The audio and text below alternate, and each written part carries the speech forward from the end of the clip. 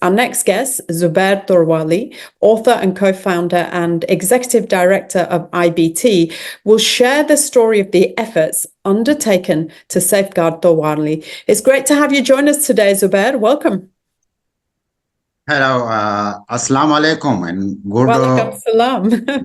good evening from my side. As you mentioned in the introduction, Torwali is a Dardic language spoken in the Swat Valley by about 90,000 people in the heartland, and more than 50,000 people left the heartland for the cities of Pakistan in search of livelihood. So Torwali is one of the 27 endangered languages spoken in Pakistan, and it was more endangered 20 years ago when we started work on its revitalization. By documenting it, by doing preliminary research on that, and by introducing it in educational setting, privately, not by the state doesn't support the language. So, and for the last 2 decades, we have been working on the promotion and revitalization of the Torwali language, along with other languages spoken in northern Pakistan. Most of them are Dardic. So we have developed a script for it. We wrote books in Torwali language. We developed course books for the children, and we started an MTB MLE, Mother Tongue Based Multilingual Education Program in Torwali in 2008. And that program is still going on, and we have so far reached out to about 3,000 children, Torwali children in the area. And we have made them literate in their Torwali language. Along with this educational program, we have also compiled a number of 3 dictionaries.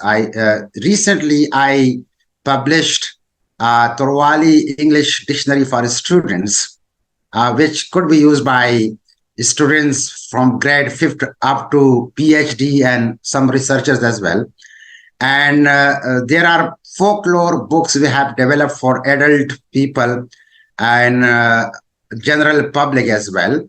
And along with that, we have been one of the most important components of our program is, language, and we cannot divide language from culture, or we cannot cut any of these from each other. So we have been also trying to rejuvenate and celebrate our cultural heritage along with the musical traditions, along with poetical traditions in that particular area. And one of the key issues we have been facing, and the Torwali people faced 2 decades ago, was of identity. So the Torwali people were given an identity by the colonizers. I mean, the people who invaded Swat in the 16th century and converted the local indigenous population to Islam. And after that, they have imposed their own cultural practices along with their own language. And since then, the Torwali people didn't know about their history. They have forgotten about their identity.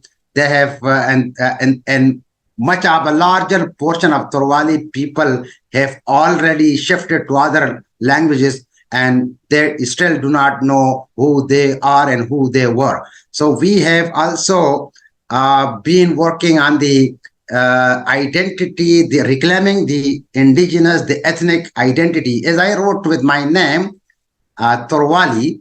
So Zubair is my first name, and Torwali is now my second name, and it is my ethnicity as well, and the language name as well. So we have also reclaimed it, and now I see that thousands of young people proudly write Torwali with their names, and they proudly say that they are Torwali. And before our work, we and people of our generations, they could not speak their language in a context where the dominant language is used. So they were ashamed of their language, they were ashamed of their culture, ashamed of their identity. And what we have been more successful is that we not only wrote the language, enhanced its literacy, but we have also reclaimed the identity and also given us a sense of self-esteem to the people, especially the younger generations. And now I see that many Torwali students, they form Torwali student societies and platforms, whether they are at any university in the northwestern province of Pakistan, which is known as Khyber Pakhtunkhwa. So we have also we have a holistic program which is not specific to language documentation only. We see that language is related with power relations, with social relations, with economic activities, with cultural activities, even with political activities.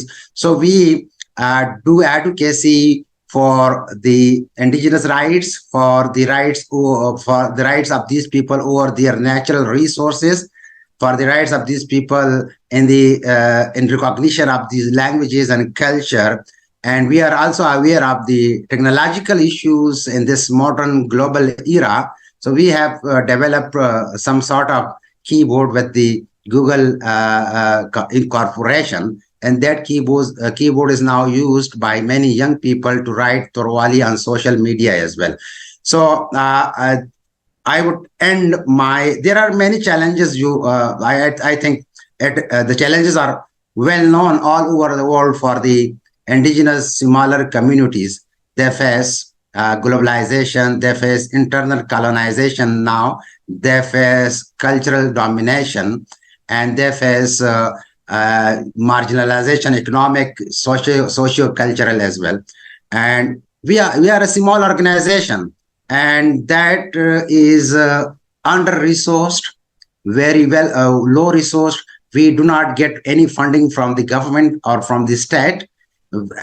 We usually develop project proposals and send them to different organizations around the world internationally, and usually sometimes we are successful in getting funding, and sometimes we are not. So this is a short story of the work we have been doing on Torwali language. And if there are questions, I would be glad to answer. And I have finished my dinner as well. Thank you. Thank you. I do have some responses actually to your really interesting sharing of the Torwali language. In my research and listening to what you said, the rigorous writing tradition can often contribute to the preservation of languages, and Torwali didn't have a written alphabet, and you recently organized and developed a spelling system. Can I ask what root language that was based upon? And then I'll ask you my second question. So I'm just curious about because Urdu is a form of Farsi, Arabic, and various languages put together. So I'm really curious to know about Torwali. Yes, you are very right. We have developed the Torwali writing system based on Perso-Arabic, so Urdu and Arabic, and it is still written in the Naskh font. It cannot be written in the Nastali and what Urdu is written. So, and we are also aware of the challenges, technological challenges with this script, and even the literacy challenges with this script as well.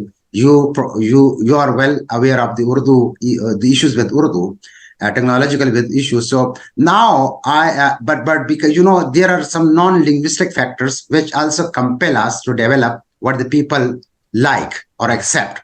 For instance, most of the people were and are literate in reading Quran Sharif, and Quran Sharif is in Arabic, and our national language is written in the Perso-Arabic script, and religion is taught in the Arabic language as well as in the Perso-Arabic script. So there is a religious connotation to that aspect, the script aspect, because if you and Pakistan is very conservative and religious mindset.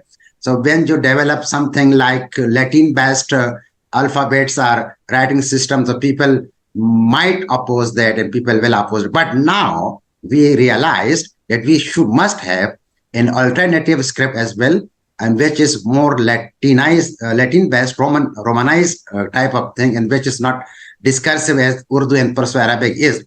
And I have been working on that script with some international renowned linguists who are also very well learned in computational linguistics. So we will also develop that script as well.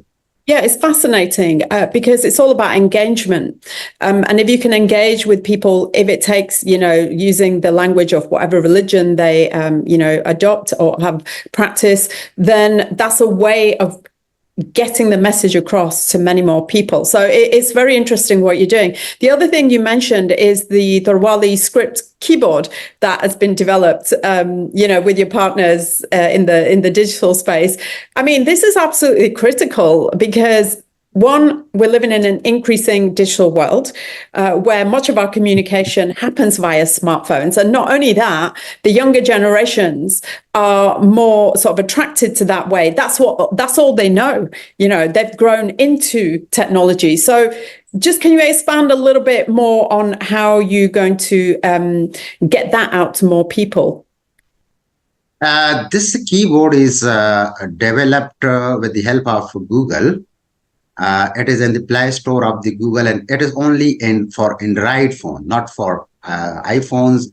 So the Android software can use it, and you know that it is the Perso-Arabic keyboard we developed for writing Torwali online, especially on social media. But what I conducted a study 2 years ago on the school we have been running in Torwali and the children, and that study was also published by Routledge in a book, The Early Writing in Torwali. So I found that students faced problems with special characters while writing and reading Torwali.